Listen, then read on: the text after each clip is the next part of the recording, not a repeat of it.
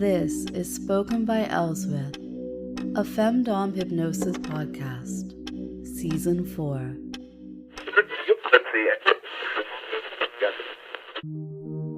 Today's episode is about Brats. And at the end of the episode, I'm treating you to the infamous Lemon Convincer script. So be aware, you'll need a small chunk of time to close your eyes and indulge some sensory play. Also, fair warning, today's episode, it comes with doggos in the room, road construction, and an incredible amount of traffic. Those who have been with me for a while, you know that my city has a fetish for road redesign and for digging up the road to replace cables and whatnot. It's not on the same level as Atlanta, Georgia, and their endless road construction. It's just enough that I know when they're reconfiguring this or that, it means my normally quiet day, it has way more traffic sounds. And because one of the doggos is just very, very insulted by what is happening outside, the doggo is in the room and he tends to be a bit noisy. So if you hear some random groans, moans, grunts, whatever, it's the dog, I swear. So let's see what magic PETA can work out in the sound editing. And if you do hear the canines or the automobiles, consider it to be the ambience of city life.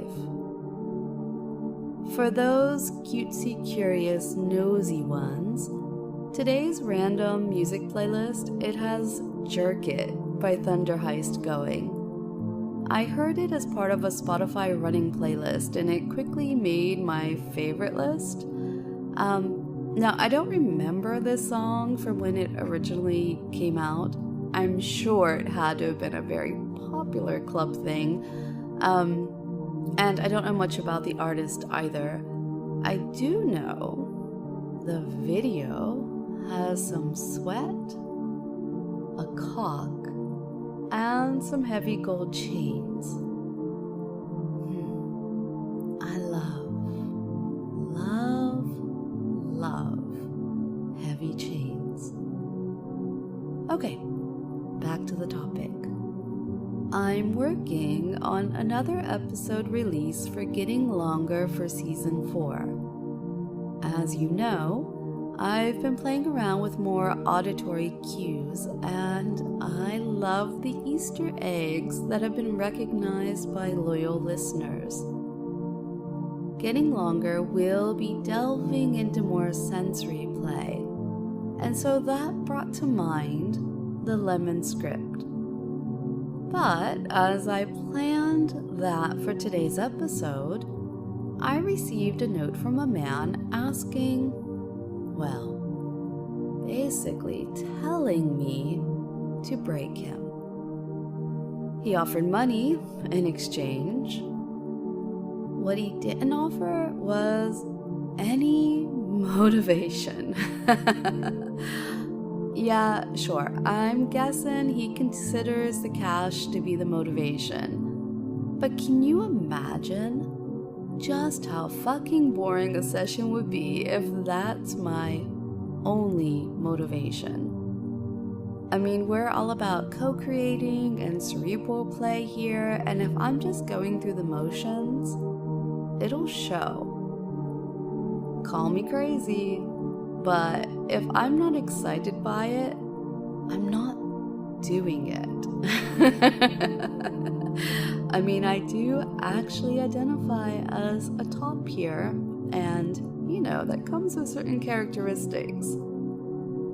So, why didn't it excite me? Well, first, there's no conversation. Let's pretend this gentleman, he struck up a conversation with me and we hit it off. Lots of good chat, sharing, and flirtation going on. Perhaps this flirtation, it leads to lust and me being curious about him. And then he brings up that he's always been a bit curious about how a top can be, topped, broken. Admittedly, my knee-jerk reaction is generally a big ol' sigh because that's a trope that does get touched on a lot. The whole almost childish, nah, you can't make me, break me kind of thing. But let's say this gentleman says it, then goes on to something else, like for days, something else, never mentions it again. Although, he's letting it clearly be known he's curious and open, yet he doesn't flat out ask for it. The flirtatious conversation, it continues. Now, am I likely to start nudging, pushing, testing, trying out creative phrasing on this delightful man? Yes. Why? Well, because I'm intrigued by the person, and because it's an intellectual challenge to do so without making it obvious. Now, he still, gets what he wanted, right? But it's now this story. It's a relationship. It's actually interesting. Is this the same as seduction? Sure, it's a form of it. I know there are many submissives who delight in the role of being a brat. Some do it because it gives them then permission to do what they wanted to do anyway, right? Others, it's just presenting that challenge. Honestly, just like the domly dom asking to be broken, the submissive brat usually is a turn-off for me. In the case of this season's Getting Longer session, what do you think would happen in that situation if the submissive guy, he suddenly decides to rebel in the listening room and says, nope, not doing it? Is she going to cajole him or try to top him to make him stay? Nope. She's going to show him the door. And for me, this is pretty true for my personality. I love seduction. I love playfulness.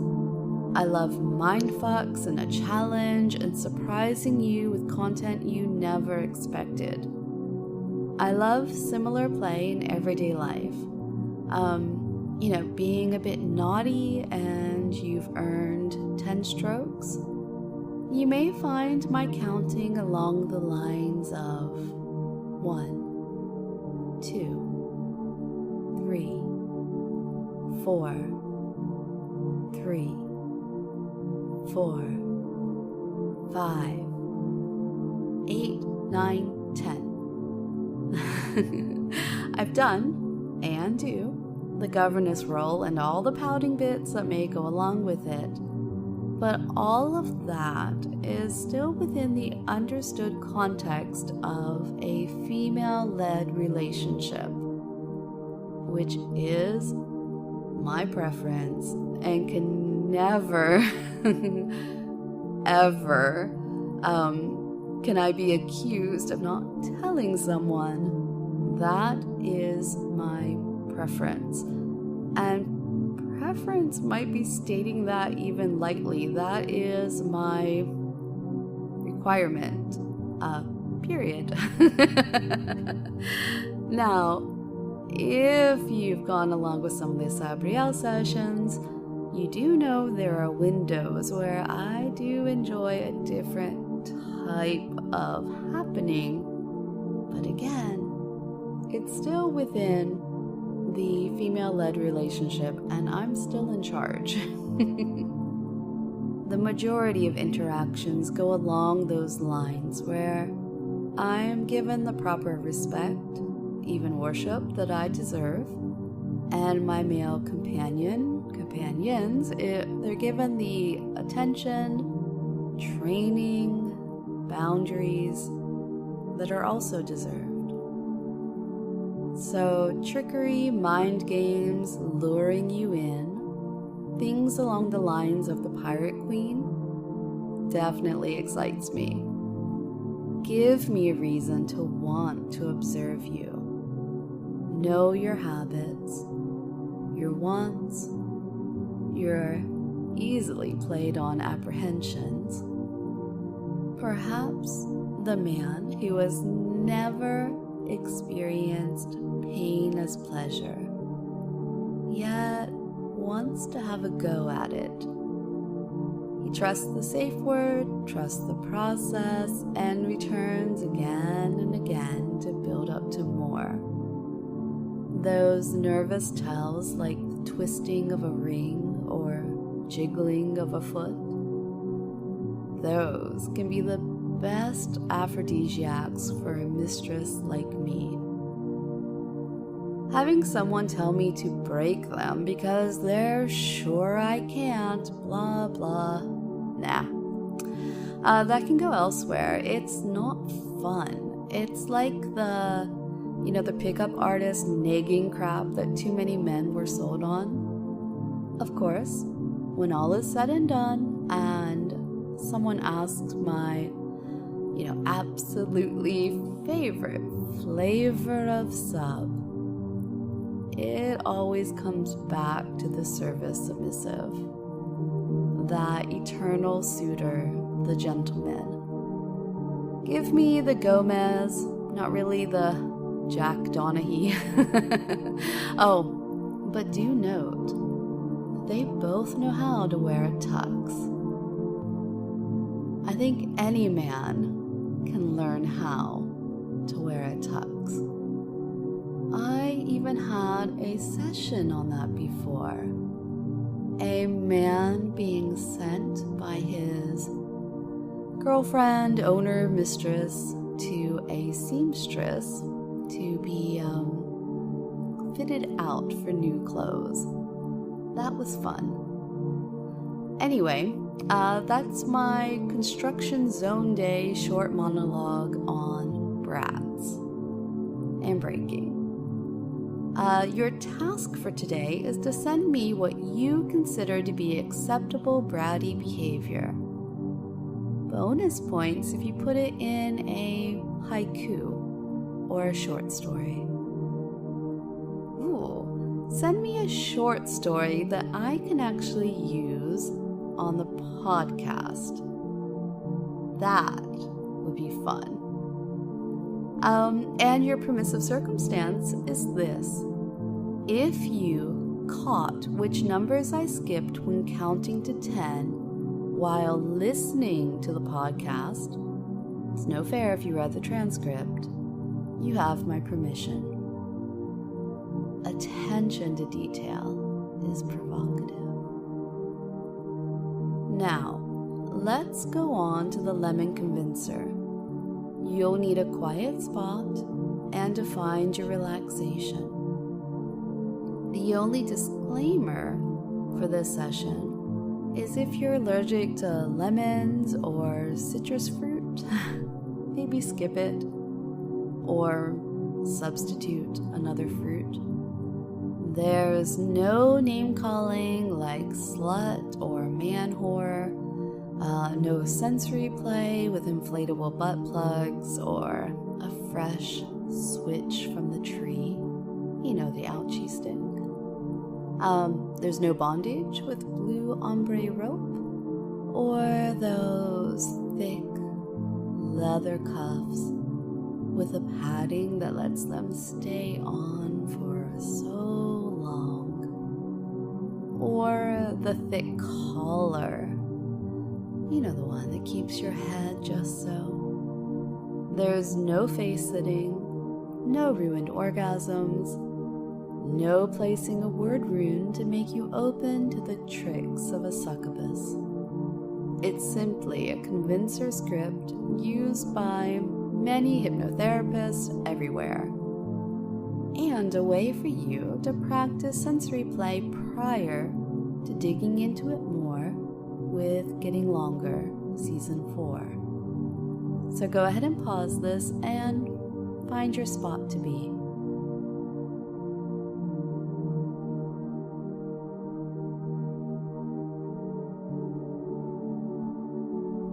Close your eyes and take a deep, gentle breath. Good. Now, focus your attention on your breathing. And as you're breathing gently, allow your breath to just drift down through your chest, into your stomach, and down through your body, as though it were going to flow all the way down into your toes. Relax all the muscles in your face, starting with your forehead, your cheeks, and now drop your jaw ever so slightly and release any tension. Releasing and relaxing. Feel your shoulders sink into the frame of your body. Good. Relax your arms, your elbows becoming limp and relaxed. Release and relax. Good. In your imagination, take yourself to a favorite kitchen. A kitchen that you are fond of from your near or distant past. A place that holds good feeling for you. Maybe when you were a young child. Maybe even the kitchen that you have now. Just choose one now. Good. Look all around you. See all the familiar things in this kitchen. Notice the warmth of the room. Breathe in the wonderful aroma of your favorite food as it cooks.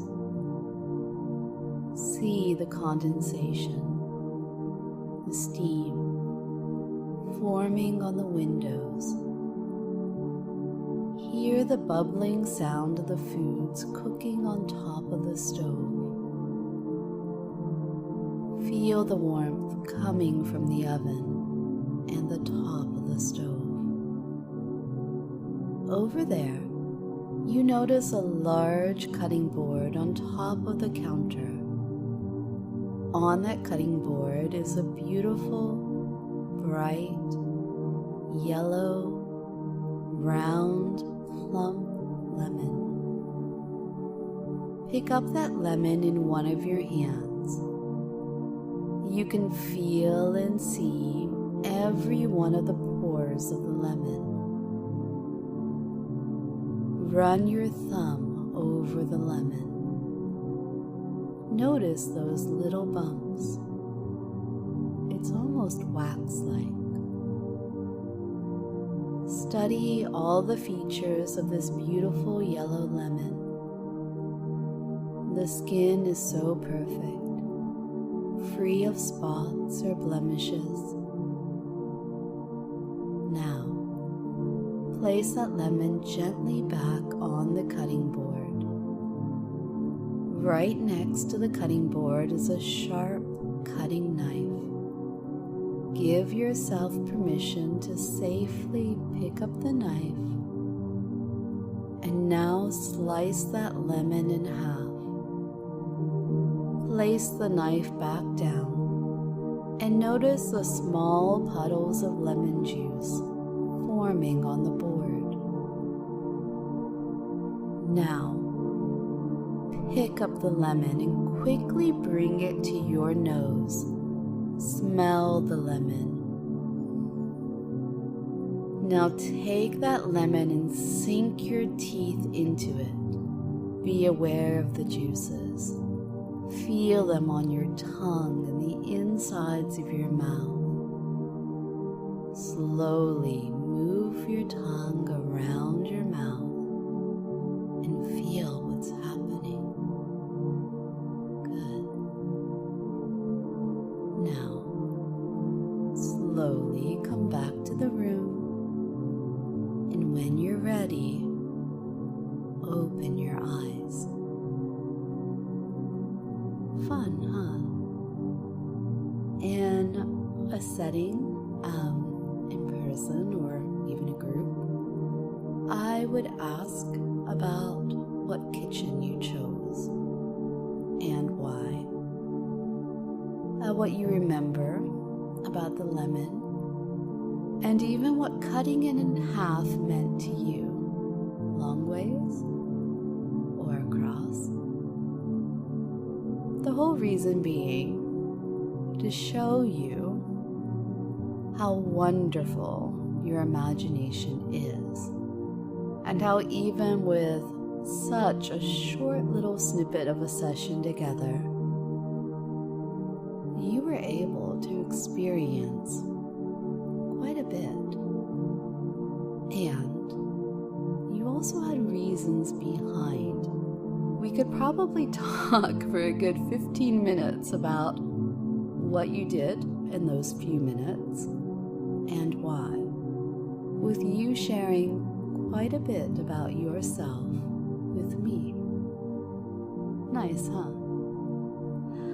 Okay, so that is it for today. Our conversation about brats and breaking and citrus. I know you're going to enjoy the next getting longer, and I know I'm going to enjoy reading either the haiku or stories about bratty behavior. Seriously, just let yourself go wild and just write. I promise that once you get into it, and hey, you can even turn on a good playlist, try listening to Jerk It and see what happens. Just write. Let yourself go for it.